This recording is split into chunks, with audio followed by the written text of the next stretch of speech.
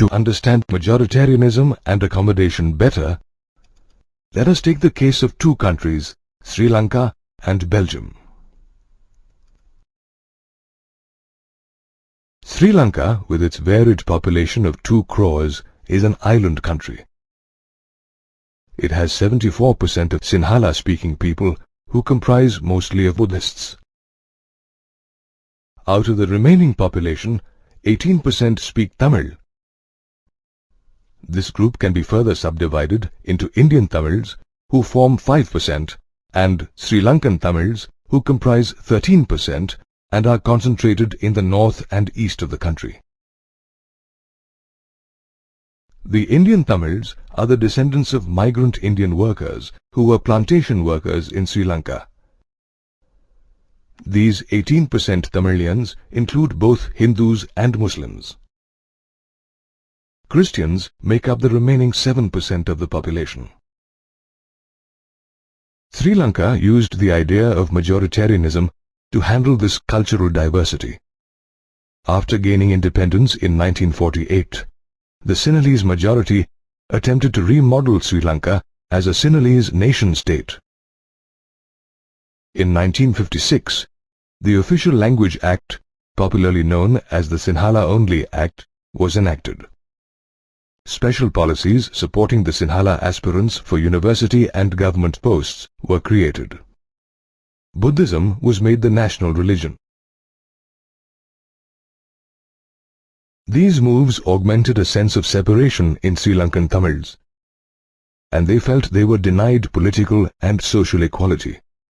Thus, the Sri Lankan Tamils began an upheaval with the objectives of acknowledging Tamil as an official language and to bring about social and political equality and regional sovereignty. By the 1980s, this upheaval grew into a demand for free Tamil Eelam, or state, in northern and eastern parts of the country. This led to a prolonged civil war, causing widespread disorder and extreme hindrance to the development of Sri Lanka. Let us now see how Belgium handled diversity. Belgium is located in northwest Europe. It shares its borders with the Netherlands, France, Luxembourg, and Germany. Out of the total population of around 1 crore, 59% speak Dutch and live in the Flemish region. 40% speak French and are settled in the Wallonia region, and 1% speak German. In contrast, the capital city of Brussels has 80% French-speaking people, and the remaining 20% speak Dutch. The French-speaking minority in Belgium were wealthy, and the Dutch community hated this, leading to tensions during the 1950s and 60s. This friction was highest in Brussels, where the Dutch-speaking community was a minority. Unlike Sri Lanka, Belgium took up the approach of accommodation. The number of Dutch and French-speaking ministers were made equal in the central government. A separate government was established in the capital city of Brussels, with equal representation of French and Dutch-speaking people, under the condition that neither of them could take a unilateral decision. Powers were shared with the state government, which was considered as equal to the central government. A third government, called the community government, elected by community members, dealt with the cultural, educational, and language-associated concerns of the community. The accommodation approach might look difficult, but has been successful in evading linguistic differences within the country. Did you know that the European Union has selected Brussels as its headquarters? This is to highlight the importance of accommodating many communities with various cultures and languages under one body.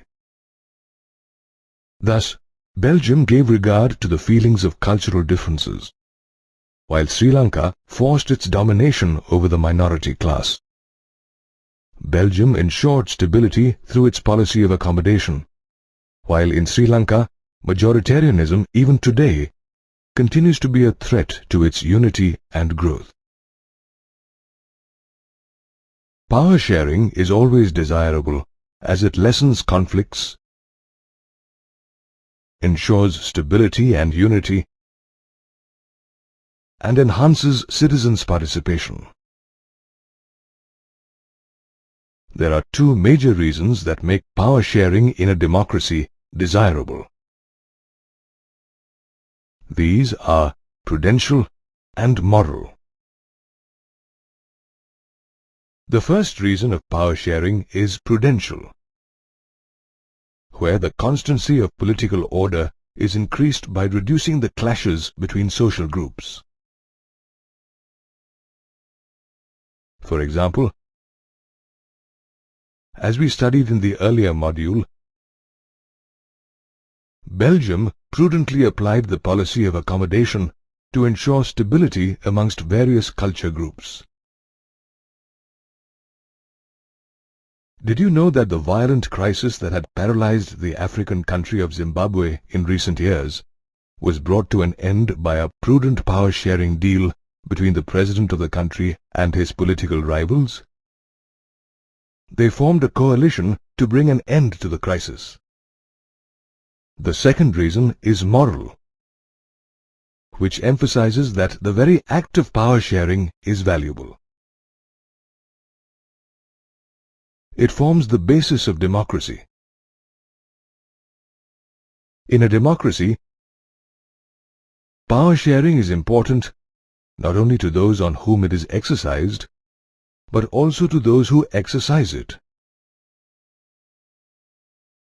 Under moral power sharing, the government becomes legitimate, responsive, and responsible towards the people, as they are the source of political power. Power sharing can take many forms, but there are four most common ones. The first is the power sharing among different organs of government, such as the legislature,